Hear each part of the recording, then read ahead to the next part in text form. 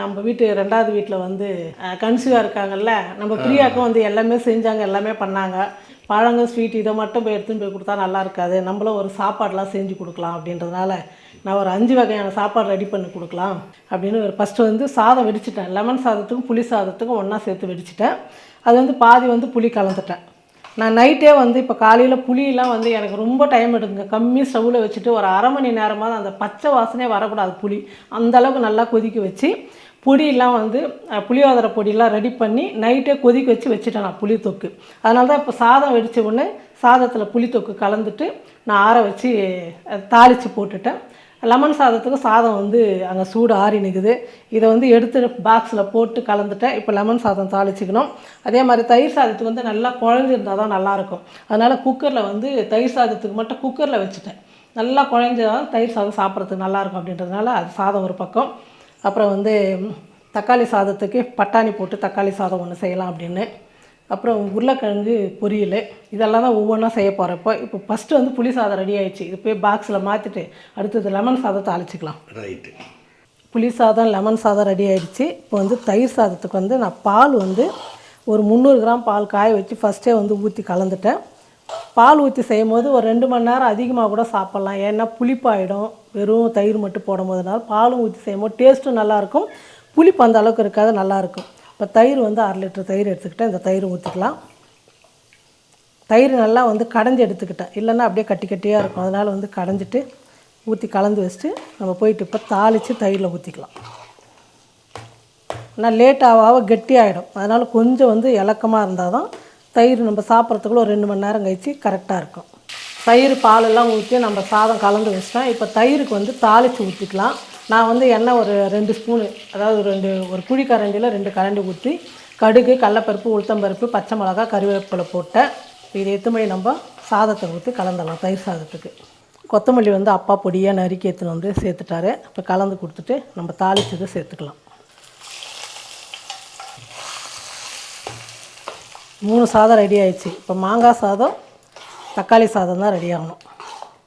பாதியாக வீடியோ எடுத்துக்கிறதுனால உங்களுக்கு வேறு வேலை விட்டதுனால என்னால் முழுசாக எடுக்க முடியல. இப்போ மாங்காய் சாதத்துக்கு வந்து எண்ணெய் சேர்த்துக்கிட்டேன். எண்ணெய், கடலப்பருப்பு, உளுத்தம்பருப்பு, பூண்டு சேர்த்துக்கிட்டேன். இப்போ கடுகு சேர்த்துக்கலாம். கடுகுலாம் நல்லா பொரிஞ்சிடுச்சு. இப்போ வந்து பச்சை மிளகா, ஒரு 2 பச்சை மிளகா, கொஞ்சம் கருவேப்பிலை சேர்த்துக்கலாம். மஞ்சள் தூள் கொஞ்சம் சேர்த்துக்கலாம். மஞ்சள் தூள் சேர்த்துட்டு கலந்து கொடுத்துட்டு நான் மீடியம் சைஸு 2 மாங்காய் வந்து துருவி எடுத்துக்கிட்டேன். இந்த மாங்காவும் சேர்த்துக்கலாம்.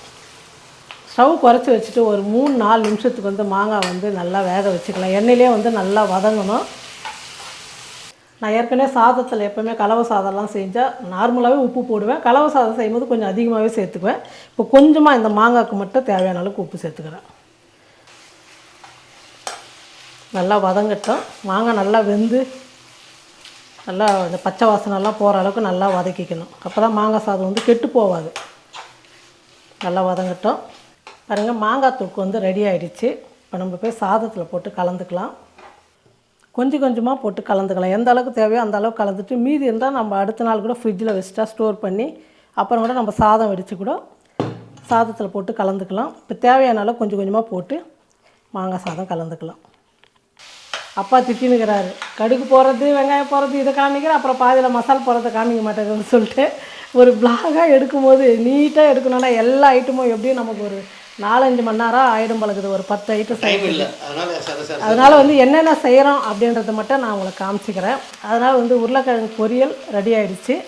கேசரிக்கு வந்து ரவை வந்து வறுத்துன்னுக்கிறேன். நல்லா ஒரு 5 நிமிஷத்துக்கு வந்து ஸ்டவ் வந்து கம்மியாக மீடியமில் வச்சுட்டு ரவை நல்லா வறுத்துக்கணும். எந்த அளவுக்கு நம்ம ரவை வறுக்கிறோமோ அந்த அளவுக்கு தான் கேசரி வந்து ரொம்ப டேஸ்ட்டாக இருக்கும். ஒட்டாமல் நல்லா வழுவழுப்பாக நல்லா வரும். நல்லா வறுத்துக்கலாம். ரவை கேசரிக்கு வந்து 1 கப்பு ரவையும் 3 கப்பு தண்ணி வச்சுருக்கிறேன். தண்ணி நல்லா கொதிக்கிட்டோம். அதே சமயத்தில் இந்த பக்கம் வந்து தக்காளி சாதத்துக்கு வந்து எண்ணெய் ஊற்றிட்டு 2 பிரியாணி இலை, 2 லவங்கம், 2 பட்டை போட்டிருக்கேன். பெரிய வெங்காயம் ஒரு 3 வெங்காயம் கட் பண்ணிக்கிட்டு இந்த வெங்காயத்தை சேர்த்துக்கலாம். அது கூடவே கொஞ்சம் கருவேப்பிலை சேர்த்துக்கலாம். ஆமாம், கருவேப்பிலை சேர்த்துக்கிறேன். இப்போ இது எல்லாம் வந்து நல்லா வதங்கட்டும். அதுக்குள்ளே அந்த பக்கம் வந்து நம்ம ரவையை சேர்த்து கேசரி கிண்டிடலாம். வெங்காயம் வதங்கட்டும். தண்ணி நல்லா கொதிச்சிடுச்சு. ஸ்டவ் வந்து குறைச்சி வச்சுட்டு கொஞ்சம் கொஞ்சமாக ரவை சேர்த்து அப்படியே கலந்துக்கலாம், இல்லைன்னா உருண்டை பிடிச்சிடும்.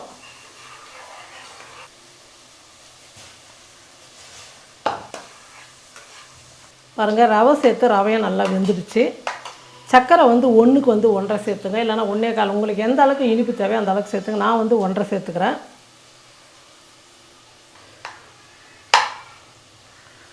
ஒரு கப்பு ரவை, 3 கப்பு தண்ணி, 1.5 கப்பு சர்க்கரை. ஓகே. இந்த பக்கம் வெங்காயமும் வதங்கிடுச்சு. இது கூடவே நம்ம தக்காளி சேர்த்துக்கலாம். நான் 2 பெரிய வெங்காயம் 4 தக்காளி கட் பண்ணி வச்சுக்கிறேன். 4 தக்காளி சேர்த்துக்கிறேன். இது கூடவே இஞ்சி பூண்டு பேஸ்ட்டும் சேர்த்துக்கலாம். 1 ஸ்பூன் இஞ்சி பூண்டு பேஸ்ட். இதெல்லாம் நல்லா வதங்கட்டும். கேசரிக்கு நம்ம வெறும் நெய் ஊற்றி சேர்த்தா சீக்கிரமாக கெட்டி ஆகிடும். அதனால் நெய் கூடவே 2 ஸ்பூன் எண்ணெயும் சேர்த்துக்கிறேன். அப்போ அப்படியே நம்ம எப்படி செய்கிறோமோ கேசரி அதே மாதிரி இருக்கும். நல்லா வழுவழுப்பாக சாப்பிட்றதுக்கு டேஸ்ட் ரொம்ப சூப்பராக இருக்கும். சின்ன வயசுலலாம் பக்கத்தில் கிராமத்தில் கடையில் டால்டா வாங்கி தான் செய்வீங்களா? அப்போல்லாம் டால்டா தான். நான் நிறையா நெய்யெலாம் அந்த அளவுக்கு நம்ம வீட்டில் மாடு இருக்கும்போது சின்ன வயசில், நீங்கள்லாம் எனக்கு கல்யாணம் ஆகிட்டு நீங்களாம் பெருசானதுக்கப்புறம் டால்டா தான் இதுக்கும் ஊற்றுவோம். அப்புறம் இந்த நான் சோமாஸ் அதெல்லாம் பண்ணுவோம் பார்த்தியா, அந்த மாதிரி நிறைய விஷயத்துக்கு டால்டா தான் யூஸ் பண்ணியிருக்கிறேன். ஆனால் இப்போ டால்டாவே சேர்க்கக்கூடாதுன்றாங்க. நெய் காஞ்சிடுச்சு. முந்திரி சின்ன சின்னதாக உடச்சி வச்சுருக்கிறேன். அந்த முந்திரி சேர்த்துக்கலாம். ஏன்னா இன்றைக்கி நைட்டு நேற்று நைட்டு நல்லா தூங்கினா கொஞ்சம் ரெஸ்ட் எடுத்தோம். இன்றைக்கி நைட்டு அப்படியே ஆப்போசிட்டாக மாறிட்டான். நான் 4 மணிக்கு எழுந்து செஞ்சு 9 மணிக்கெலாம் எடுத்துன்னு போகணுன்னு சொல்லிட்டு எல்லாம் ரெடி பண்ணேன். நான் அது பேசுறதுக்கு நேரம் இல்லை. இங்கே முந்திரி இதுவாகிடுச்சு. இப்போ திராட்சை சேர்த்துக்கிறேன். அப்படியே கேசரியில் சேர்த்துடலாம். அதனால் நான் 5 மணி ஆகிடுச்சு. அவனை தூங்க வச்சுட்டு பண்ணிவிட்டு வரத்துக்குள்ளே 5 மணி ஆயிடுச்சு. அப்போ கரெக்டாக இருக்குது செய்யறதுக்கு. அப்பா 6:30 மணிக்கு வந்தார். இப்போ இதிலே ஏலக்காய் சேர்த்துக்கலாம். நான் சர்க்கரையோடு சேர்த்து அரைச்சி வச்சுருக்கிறேன். 1 ஸ்பூன் ஏலக்காய் சேர்த்துக்கிறேன். ஏன்னா சர்க்கரை தான் கொஞ்சம் அதிகமாக இருக்கும். அதனால் ஏலக்காய் சேர்த்துக்கிறேன். ஒரு சூப்பரான கேசரி ரெடி ஆகிடுச்சு. இந்த மாதிரி கொஞ்சம் இருந்தால் தான் நம்ம சாப்பிட்றதுக்குள்ளே ஓரளவுக்கு கெட்டியாக வந்துடும். ரொம்ப இப்போவே கெட்டி ஆகிடுச்சுன்னா அப்புறம் இன்னும் ரொம்ப கெட்டியாகிடும். கேசரி ரெடி. இது ஓரமாக அப்படி வச்சுட்டு நம்ம இந்த தக்காளி சாதத்துக்கு பச்சை பட்டாணி நைட்டே ஊற வச்சுட்டேன். ரொம்ப நல்லாயிருக்கும் பச்சை பட்டாணி போட்டு செய்யும் போது. நான் எதுவும் காயெல்லாம் சேர்க்காமல் தக்காளி சாதன்றதால வெறும் பட்டாணி மட்டும் சேர்த்துக்கிறேன். பட்டாணியா வெந்துடும் அதெல்லாம். நான் எப்போவுமே அப்படி தானே செய்வேன். காஞ்ச பட்டாணியாக இருந்தால், பச்சை பட்டாணியாக இருந்தாலும் அப்படியே போட்டுருவேன். காஞ்சது நைட்டே ஊற வச்சதுனால நம்ம சாதத்துக்கு 2-3 விசில் வைக்கிறோம் இல்லையா, நல்லா வெந்துடும். பிரியா, நம்ம வீட்டில் எப்போவுமே தக்காளி சாதம் உங்களுக்கு கொஞ்சம் நல்லா வெந்திருக்கணும் இல்லை குழையா, அப்போ பட்டாணி வெந்துடும். இது ஒரு 2 நிமிஷம் வதங்கட்டும். கொஞ்சம் மஞ்சள் தூள் சேர்த்துக்கிறேன். மிளகாத்தூள் காரம் கம்மியாகவே சேர்த்துக்கிறேன். ஒரு 1/2 ஸ்பூன் சேர்த்துக்கிறேன் மிளகாத்தூள். தனியாத்தூள் ஒரு 1/2 ஸ்பூன்.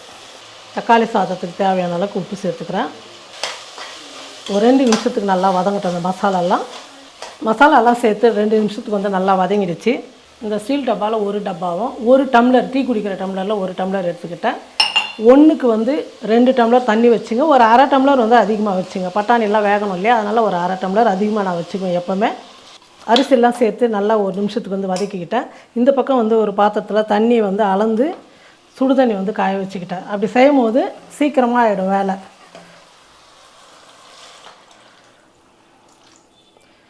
இந்த சமயத்தில் உங்களுக்கு உப்பு மட்டும் பார்த்துங்க. உப்பு காரம் கம்மியாக இருந்தால் இப்போ கூட நீங்கள் சேர்த்துக்கலாம். கலந்து கொடுத்துட்டு குக்கர் மூடி போட்டு மூடிடலாம். ஒரு 4 விசில் வந்தவுடனே ஸ்டவ் ஆஃப் பண்ணிடுறேன். நான் எழுந்த உடனே ஒரு 5 மணிக்கு உளுத்தம்பருப்பு ஊற வச்சுட்டேன். இப்போ 3 மணி நேரம் ஆகிடுச்சு. உளுத்தம்பருப்பு நான் அரைக்கிறதுக்குள்ளே அப்பா வெங்காயம் பச்சை மிளகாய் எல்லாம் கட் பண்ணி கொடுத்துருவாரு. வடை செஞ்சுட்டா ரெடி ஆகிடும். நம்ம எடுத்துகிட்டு கிளம்ப வேண்டியது தான். மாவு அரைச்சி எல்லாம் கலந்தாச்சு. இந்த பக்கம் வடையும் ரெடி ஆகிடுச்சு. நான் எங்கள் அம்மாங்களை 2 பேர் கூப்பிட்டுக்கினேன். இங்கே பாருங்கள், இவங்களும் நிற்கிறாங்க. நாங்கள் 3 பேர் தான் பெற்றுன்னு போயிட்டு பாப்பா கொடுத்துட்டு பார்த்துட்டு வர போகிறோம். நீங்கள் போன வீடியோவில் இதுக்கு முன்னே பார்த்துருப்பீங்க. நம்ம பிரியாவுக்கு எல்லாம் பார்த்துட்டு பண்ணிட்டு போனாங்க. இப்போ குழந்தை பிறந்ததுக்கும் சொல்லியிருப்பேன். இன்றைக்கி எல்லோரும் சேர்ந்து தான் எடுத்துமே கொடுத்துட்டு வர போகிறோம். பழங்க, பூ, வெத்தலைப்பாக்கு, வளையல் இதெல்லாம் இந்த பேக்கில் எடுத்து வச்சுட்டேன். இங்கே பார்த்தீங்கன்னா லெமன் சாதம், தக்காளி சாதம், புளி சாப்பாடு, தயிர் சாதம், மாங்காய் சாதம், இங்கே கேசரி, உருளைக்கிழங்கு பொரியல் எல்லாமே ரெடி ஆகிடுச்சு. இப்போ வடையும் காமிச்சிட்டேன். நான் வடையும் செஞ்சு எடுத்துகிட்டு டைம் ஆகிடுச்சு. ஏன்னா இன்றைக்கி வெள்ளிக்கிழமை 10:12 ஆகுகாலம். அதுக்குள்ளே போயிடலான்னு சொல்லிட்டு டக்கு டக்குன்னு எல்லாம் ரெடி பண்ணிட்டோம். இது எல்லாம் எடுத்து பேக்கில் வச்சுட்டு கிளம்ப வேண்டியது தான்.